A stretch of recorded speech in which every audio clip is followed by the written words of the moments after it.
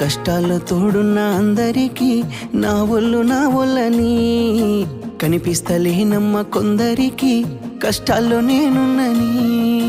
నా ఒళ్ళు నీ ఒళ్ళు ఏమున్నది అన్ని కాగితాల బంధాలు, అవి కాగితాలే జీవితాలనుకొని అయినోళ్ళనే వదులుకుంటారయ్యా. బాగుంటే 10 మంది వస్తారయ్యో చుట్టాలై మన ఇంటికి, లేకుంటే వదిలేసి పోతారయ్యో అయినోళ్ళే ముమ్మాటికి.